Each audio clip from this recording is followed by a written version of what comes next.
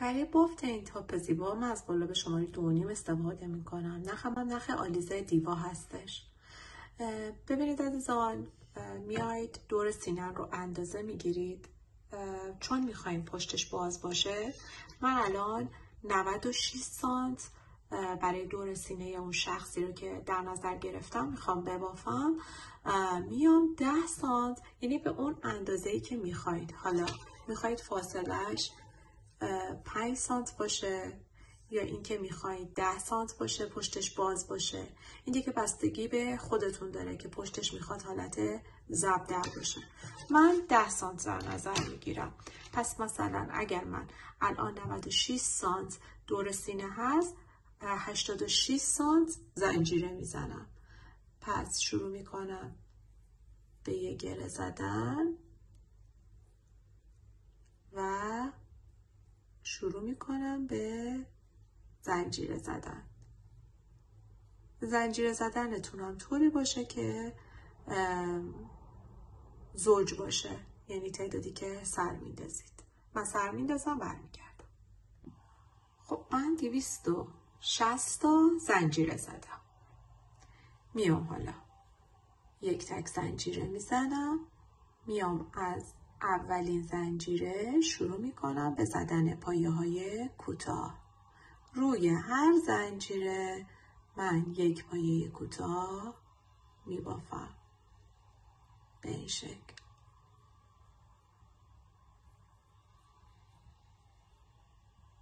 پس روی هر زنجیره من یک پایه کوتاه.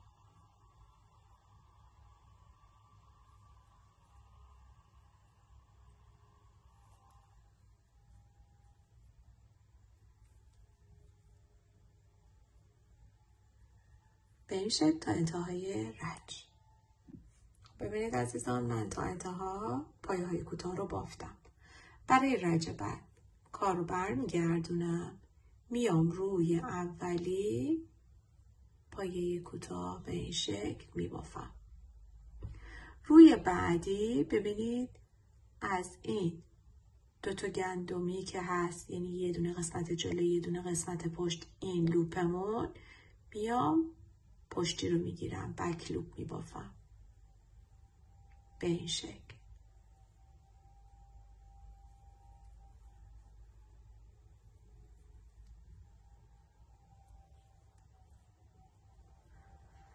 ببینید من 260 تا داشتم پایه کوتاه. این 260 تا اگه من تقسیم بر 2 کنم میشه 130 تا. 130 تا باید یک وسطی هم رو براش در نظر بگیریم برای این قسمتی که یه حالت جمع شدن داشته باشه که ما میخوایم به حالت بست بریم. من میام ببینم 1 2 3 4 5 از اینجا بگیریم 1 2 3 4 5 6 7 8 9 10 اینقدر میشه 11 12 13 14 تا رو ما به این شکل براش در نظر باید بگیریم فاصله. پس از این 130 تا 7 تا باید از این قسمت نبافم، 7 تا از این قسمت، یعنی 14 تای وسط. 7 تا از 130 تا کم کنم 123 تا من باید به همین شکل ادامه بدم. 123 تا پایه رو به همین شکل میبافم برمیگردم. خب ببینید 123 تا من به این شکل از پشت بافتم. میام حالا 7 تا رو به این شکل از این قسمت 7 تا منزه، یعنی در واقع 14 تا من میام این گندمی رو میگیرم و بست میزنم. 1 2 3 4 5 6 7 تا 14 تا. خب ببینید 14 تا رو به این شکل بافتم. دوباره میام از این قسمت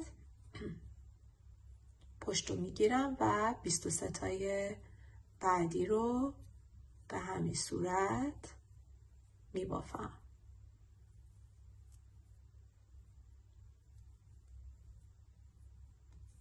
میبافم تا انتها. خب من به انتهای رج رسیدم. کارو برمیگردونم، میام روی اولی یک پایه کوتاه، دیگه رج تکراره و میام گندمیای پشت رو میگیرم و به این شکل میبافم. شما میتونید برای این قسمت که برسیم درست چیزش کنم. ببینید اینجا حالت پله میشه. شما میتونید این قسمت رو مارکر بذارید که بدونید باید این 14 تا رو به صورت بست ببافید. دوباره من میام اینجا رو بهتون نشون میدم باز چجوری باید بافته بشه و به همین شکل ادامه میدید تا به اون اندازه‌ای که میخواید. خب ببینید من این سمت رو بافتم، میرسم به این قسمت بست زدن. میام به این شکل میگیرم، ببینید از اینجا به این حالت میگیرم و شروع میکنم به بست زدن. این یک. خواستید میتونید مارکر بذارید که این قسمت گم نشه. به این شکل بست میزنم روی هر کدوم از این 14 تا.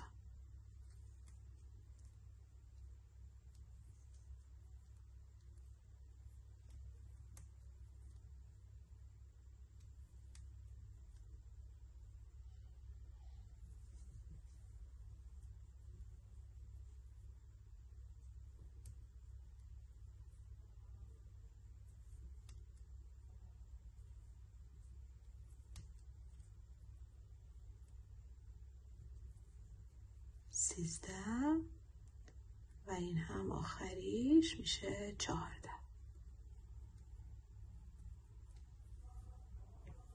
دوباره میام ببینید از این قسمت میگیرم، دوباره شروع میکنم به زدن پایه های کوتاه به این شکل. اینجا رو هم مارکر میذارم اگه دوست داشتید که نخواهید شمارش کنید یا اینکه یادتون بره کدوم قسمته. دوباره شروع میکنم به زدن پایه های کوتاه از پشت. پس دیگه به این ترتیب میبافم یه چند رج برمیگردم. خب ببینید دوستان، من به اون مقداری که خواستم بافتم. من 38 رج بافتم. 38 رجم هر کدوم از این برجستگی رو شما در نظر بگیرید. 1 2 3 4 5 6 7 8 9 10 11 12 13 14 15 16 17 18 19. من 38 رج بافتم. به اون مقداری که خواستم رسید. چون سینه اون شخص بزرگ هست، این مقدار یه مقدارم کش میاد، این مقدار کافی هستش. حالا از این به بعد ببینید اینجا رو میخوام پایین لباس رو ببافیم، پایین این کراپو. میام اینجا این قسمتی که بستمون رو زدیم از اینجا میشمارم 1 2، یعنی از این قسمتی که اینجوری به این حالت دالبر شده میام میشمارم 1 2 3 4 5 6 7 8 9. روی نهمی مارکر میذارم. اینجا هم همینطور 1 2 3 4 5 6 7 8 9. ببینید از اینجا بشماریم 1 2 3 4 5 6 7 8 9. از این قسمت اینجا که بستمون بود. اینجا هم 9 تا، یعنی دو طرف باید به صورت متساوی باشه. حالا میام دیگه از این به بعد باید پایه کوتاه ببافم. یعنی تا الان هم پایه کوتاه میبافتیم، منتها بکلوب میبافتیم، گندمی پشت، ولی الان دیگه کل گندمی رو میگیرم و میبافم. ببینید به این شکل دیگه کل گندمی بافته میشه به این حالت.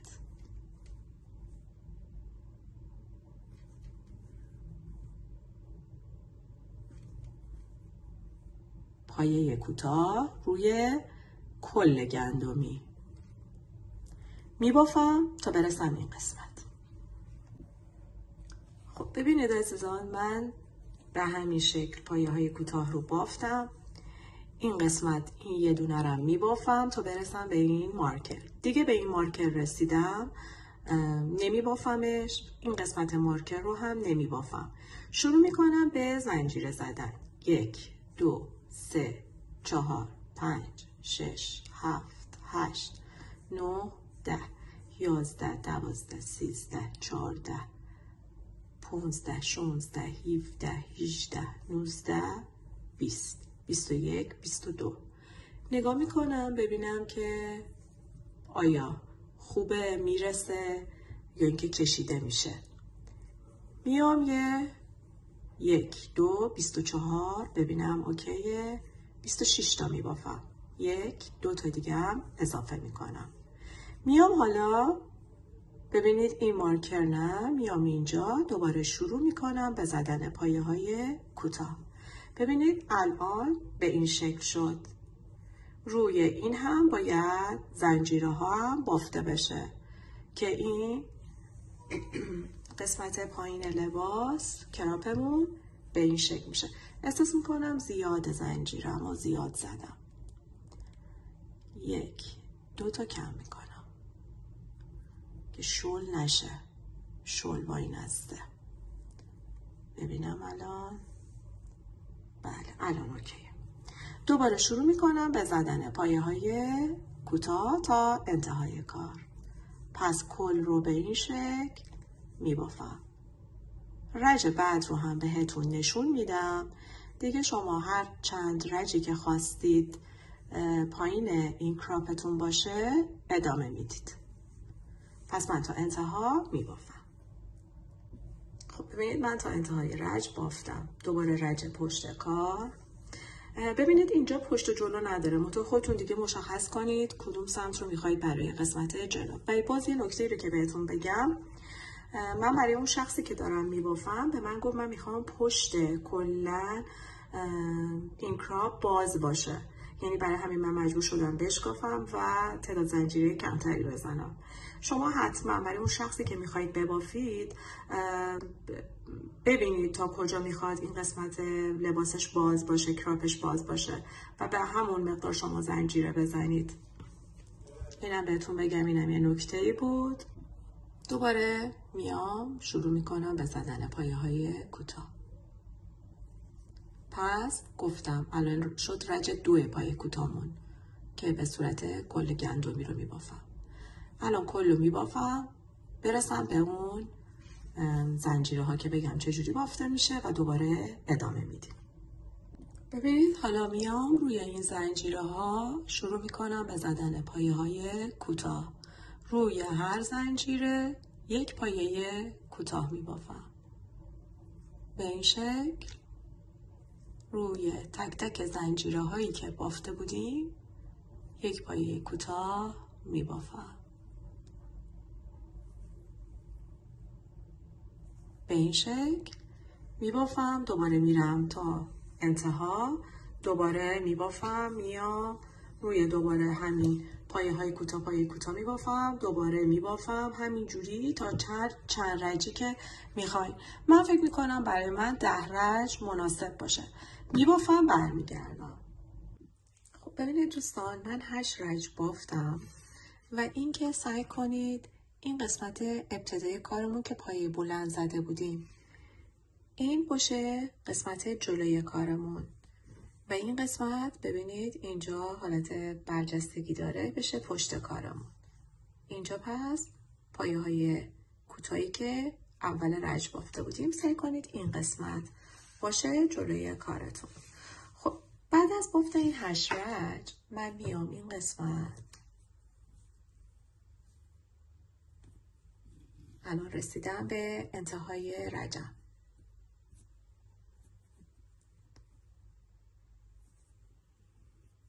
باید این قسمت رو کامل روشون پایه های کوتاه ببافم. پس میام از اینجا شروع میکنم به زدن پایه های کوتاه. روی هر رج 1 پایه کوتاه میبافم.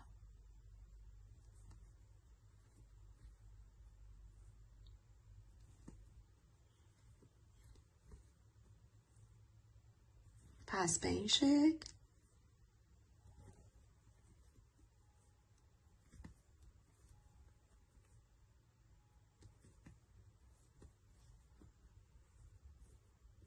من این قسمت رو میبافم.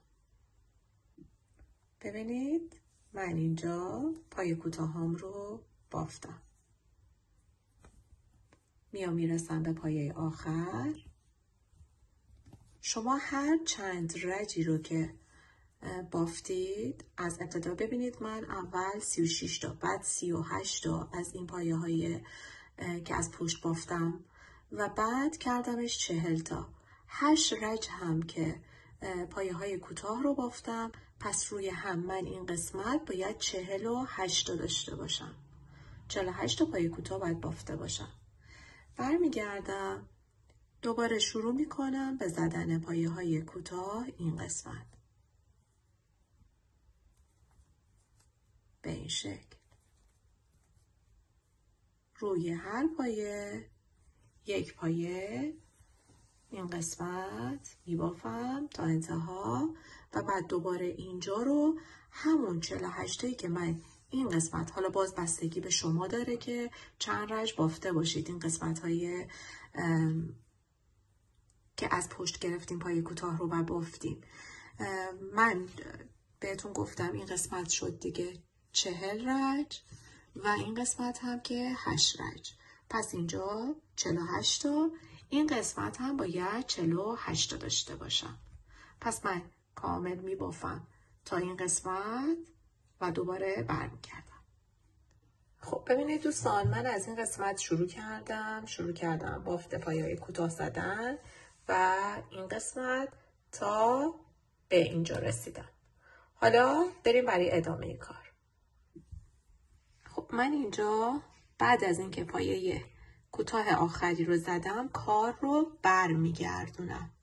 پس کار میشه در واقع پشت کار. من 48 رج بافتم. باز گفتم بستگی به خودتون داره که چند رج میبافید. میام اینجا یک پایه کوتاه روی پایه اول میبافم. 1 2 3 4 تا زنجیره میزنم. 1 2 3 میام روی چهارمی و یک پایه کوتاه میبافم. حالا 4 تا پایه میبافم. 1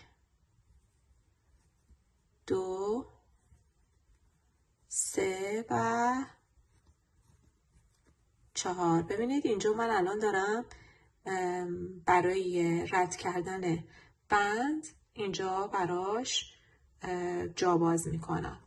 دوباره میام 1 2 3 4 تا زنجیره. 1 2 3 4 تا روی پایه چهارم 3 تا رو رد میکنم. روی پایه چهارم یک پایه کوتاه. دوباره میام 4 تا پایه کوتاه میبافم. 2 3 و 4. دوباره 1 2 3 4. 1 2 3 4. دوباره 4 تا پایه کوتاه میبافم. 1 2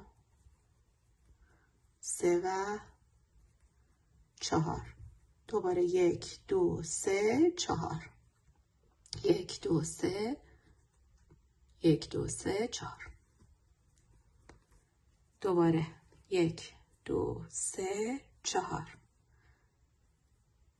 نه اینجا باید 4 تا پایه کوتاه ببافیم بعد از زدن زنجیره. دوباره 1 2 3 و 4. دوباره 1 2 3 4. 1 2 3 4. دوباره 1 2 3 و 4. اینجا ببینید 1 2 3 4 5 6 تا برامون باقی موند. پس اینجا میام 2 4 5 میام روی ششمی.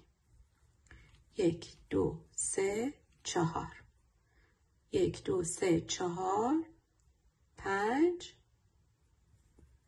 و این قسمت میشه 6. ببینید اشکالی نداره اگر 2 تا 3 تا این وسط جابجا بشه. میتونید در حین بافت این قسمت رو درستش بکنید و جابندی ما به این شکل 1 2 3 4 5 6 تا شکل گرفت. خب ببینید بچه ها، بعد از اینکه این قسمت باز شد، حالا دوباره باید بیام روی تک تک پایه ها یک پایه کوتاه ببافم. به این شکل روی هر کدوم یک پایه می بافم.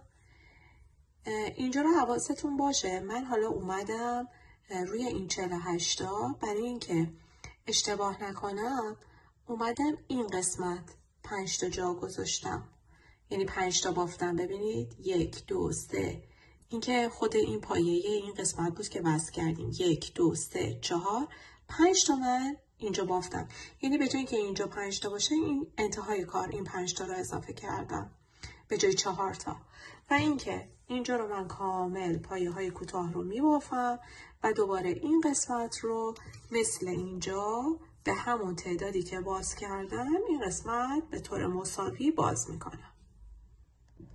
خب ببینید من این قسمت رو هم بافتم. 1 2 3 4 5 و 6.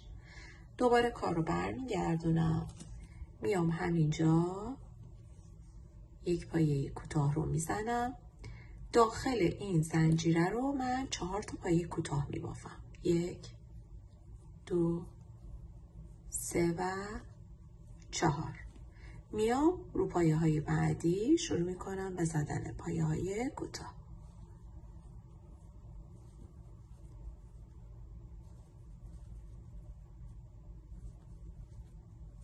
دوباره میرسم به این فضای 4 زنجیره، داخلش 4 تا پایه کوتاه میبافم. 3 و 4. دوباره اینجا پایه های کوتاه. 1 2 3 4 5. دوباره 4 تا پایه کوتاه.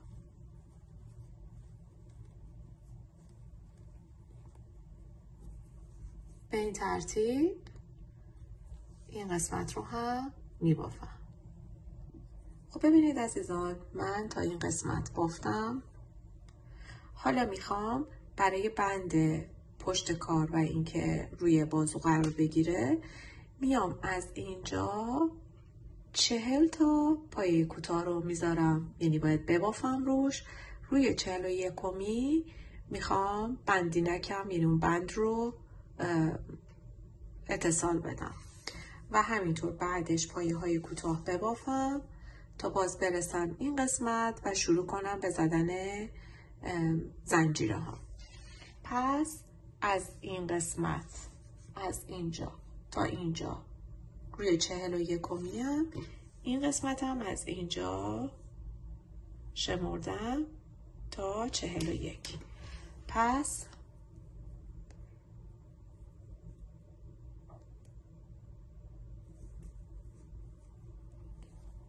از اینجا میشمرم 1 2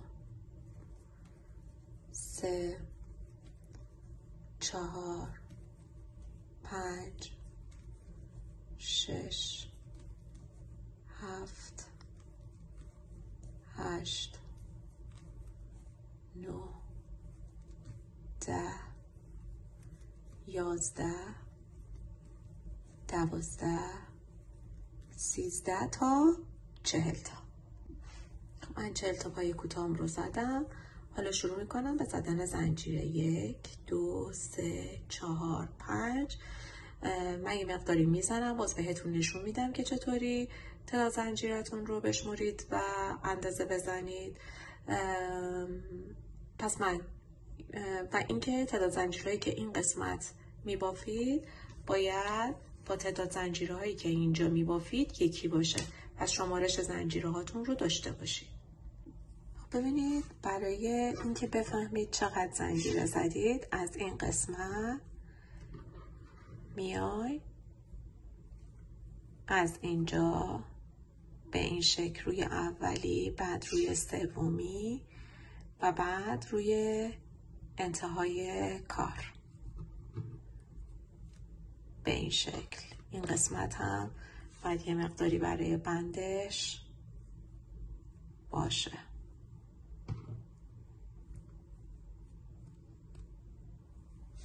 به این حالت که رسید دیگه کافی هستش.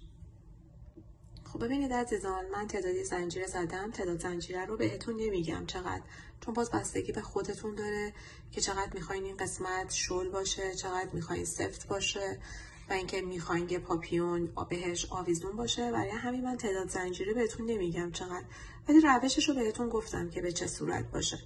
حالا میام زنجیره اول رو رها میکنم، میرم برای ادامه بافت. شروع میکنم روی هر زنجیره به بست زدن، به بافت بست. پس روی هر زنجیره من به این حالت شروع میکنم به بست زدن.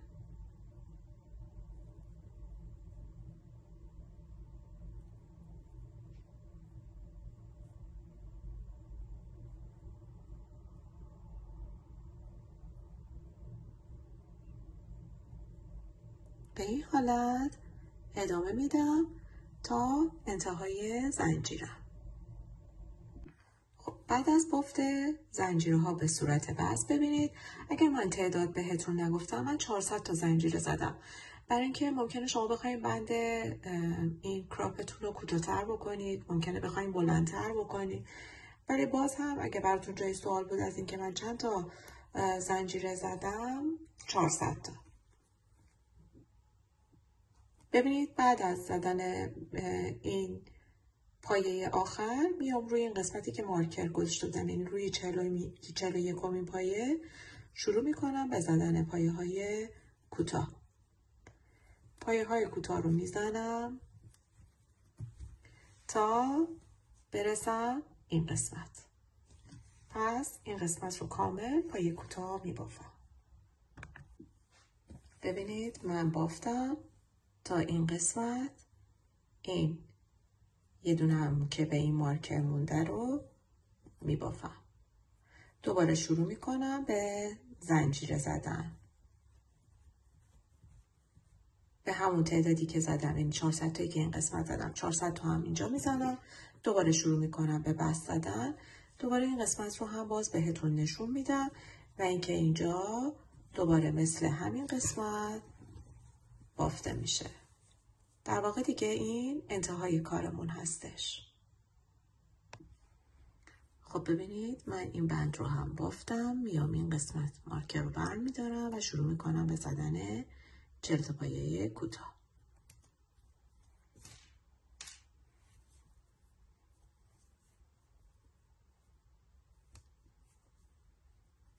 این قسمت هم بندش رو بست کردیم. حالا میام شروع میکنم به زدن پایه های کوتاه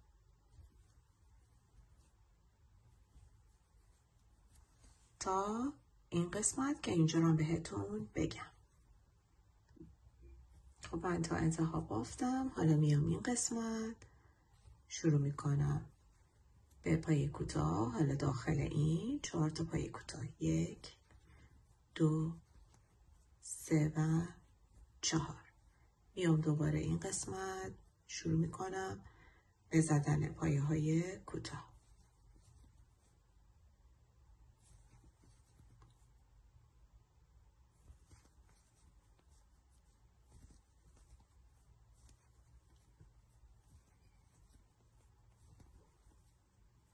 چهار تا دوباره داخل این زنجیر.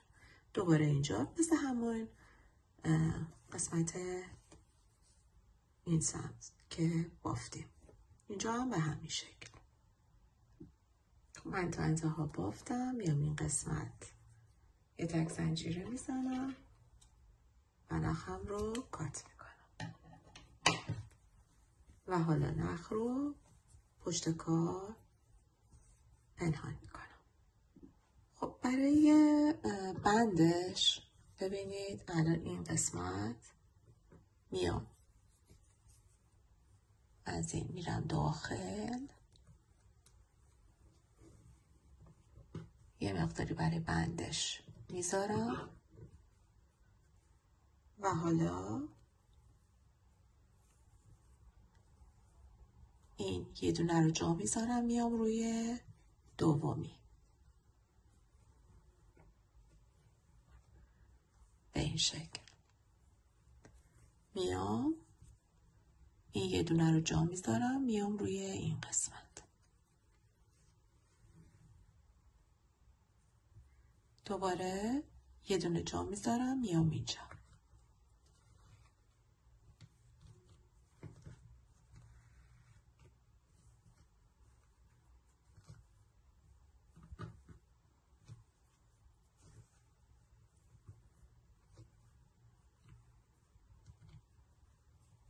به این شکل. حالا این رو هم ببینید من هنوز نخ رو که کات کردم رو پنهان نکردم برای که ببینم اول سایزش برای خواهرزادم خوب هست یا نه. یعنی همه چیزش تکمیل بود، بعد نخ رو کات میکنم. ببینید این الان اینجا مقدار دیگه میکشم، میام روی این قسمت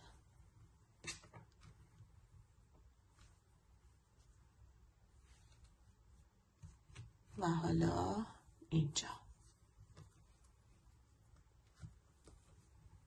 به حالت ضربدری میام تا پایین.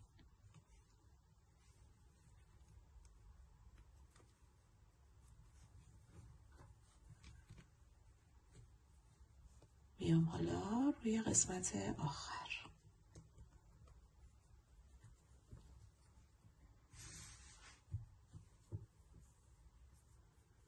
این رو هم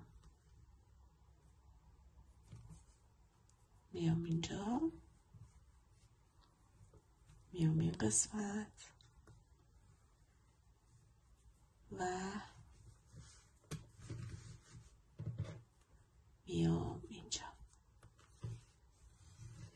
ببینید حتی به این حالت هم میتونید بکشید، منتها باید ببینید که سایزش چطوری میشه.